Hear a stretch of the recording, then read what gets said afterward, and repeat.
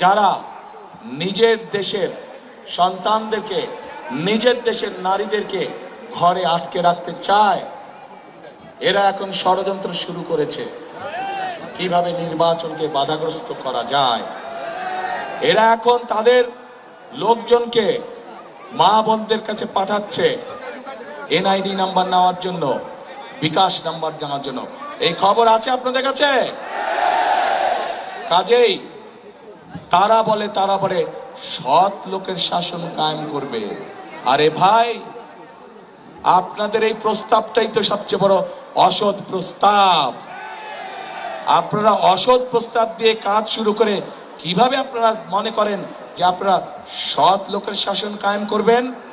আপনারা সমগ্র জাতির সামনে মিথ্যে কথা বলেন যে আপনাদের অ্যাকাউন্ট হ্যাক হয়ে গিয়েছিল। বিশেষজ্ঞরা প্রমাণ করেছে আপনাদের অ্যাকাউন্ট কোনো হ্যাক ম্যাক কিচ্ছু হয় নাই। বাঁচার জন্য এখন আপনারা মিথ্যে কথা বলছেন। যারা নির্বাচনের আগে জনগণের সাথে মিথ্যে কথা বলতে পারে, তারা নির্বাচনের পরে কি পরিমাণ মিথ্যে কথা বলতে পারে এটি আমাদের সহজেই বোধগম্য।